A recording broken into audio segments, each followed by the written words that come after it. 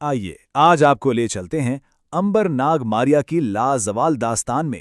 یہ ایک ایسی کہانی ہے جو وقت کی قید سے آزاد ہے اور قدیم مصر کے گہرے ترین رازوں میں دفن ہے۔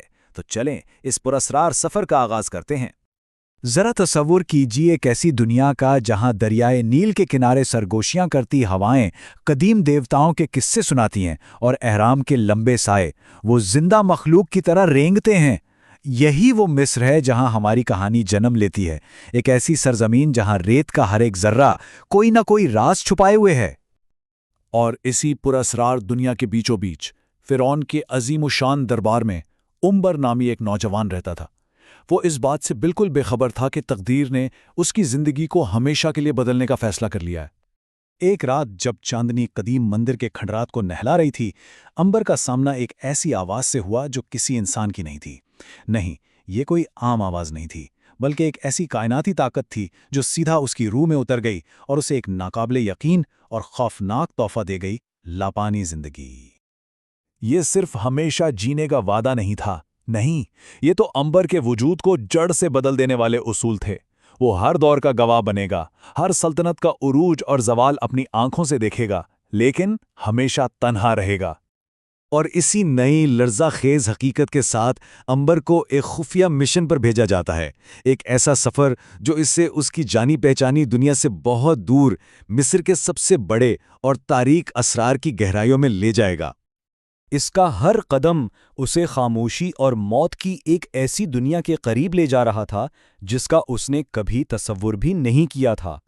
جیسے جیسے وہ اہرام کے دل کی طرف اترتا گیا، ہوا بھاری اور دم گھٹنے والی ہوتی گئی، اور پھر اس نے وہ دروازہ دیکھا جسے صدیوں سے کسی انسان نے نہیں کھولا تھا۔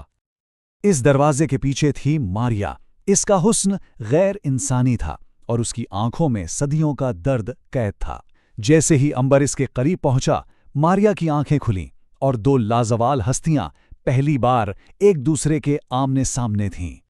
اچھا، تو اب کہانی کا رخ مڑتا ہے فرعون کے چمکتے دمکتے لیکن انتہائی غدار دربار کی طرف، ایک ایسی جگہ جو مطلق طاقت اور مہلک سازشوں کا مرکز تھی۔ یہاں طاقت کا ایک بہت ہی خطرناک کھیل کھیلا جا رہا ہے۔ ایک طرف ہے فرعون جو خود کو خدا سمجھتا ہے، دوسری طرف ملکہ نفرتیتی جو قدیم جادو اور طاقت کی بھوکی ہے، اور ان کے درمیان ہے امبر، ایک ایسا راز جسے وہ سمجھ نہیں پا رہے اور جس سے وہ خوفزدہ ہیں۔ اور جیسے جیسے امبر اور ماریا کا رشتہ گہرا ہوتا گیا، ان کی طاقت بھی بڑھتی گئی۔ ماریا اسے وہ علم سکھانے لگی جو فانی انسانوں کی پہنچ سے بہت دور تھا۔ ایک لا افانی شخص اور ایک جادوئی ملکہ کا یہ اتحاد مصر کی بنیادوں کو ہلانے کے لیے کافی تھا۔ جلد ہی ماریا کے جاگنے کی خبر فرعون تک پہنچ گئی اور ایک خوفناک قدیم پیشین گوئی کی سرگوشیوں نے پورے دربار میں دہشت کی لہر دوڑا دی۔ یہ وہ الفاظ تھے جن سے ہر فرعون کانپتا تھا، ایک ایسی پیشین گوئی جو صدیوں سے نسل در نسل سنائی جا رہی تھی اور اب وہ حقیقت بننے کے دہانے پر کھڑی تھی۔ پیشین گوئی سچ ہو چکی تھی۔ خوف میں ڈوبے فرعون نے وہی کیا جو ایسے حکمران کرتے ہیں: تشدد۔ اس نے اپنے بہترین سپاہی، قاتل اور جادوگر بھیجے، لیکن وہ سب ایک ایسی حقیقت سے ٹکرانے والے تھے جس کا انہوں نے کبھی سوچا بھی نہیں تھا۔ یہی وہ لمحہ تھا جہاں سب کچھ بدل گیا۔ امبر کو زہر دیا گیا، وہ زندہ رہا۔ خنجر سے وار ہوا، ایک خراش تک نہ آئی۔ اسے آگ میں جھونکا گیا اور وہ جلا ہی نہیں۔ اپنے دشمنوں کی نظر میں وہ اب انسان نہیں رہا تھا، وہ ایک مافوق الفطرت عفریت بن چکا تھا۔ تو اب جنگ باہر سے امبر کے اندر منتقل ہو جاتی ہے، کیونکہ اب وہ اپنے ہمیشہ کے وجود کا حقیقی بوجھ اور اس کی قیمت سمجھنا شروع کر دیتا ہے۔ یہاں کہانی کا سب سے بڑا، سب سے گہرا سوال سامنے آتا ہے۔ جیسے جیسے امبر جادو میں مہارت حاصل کرتا ہے اور موت کو بار بار شکست دیتا ہے، وہ اس انسانی دنیا سے اتنا ہی الگ تھلگ ہوتا جاتا ہے جسے دیکھنے کے لیے وہ ہمیشہ زندہ رہنے پر مجبور ہے۔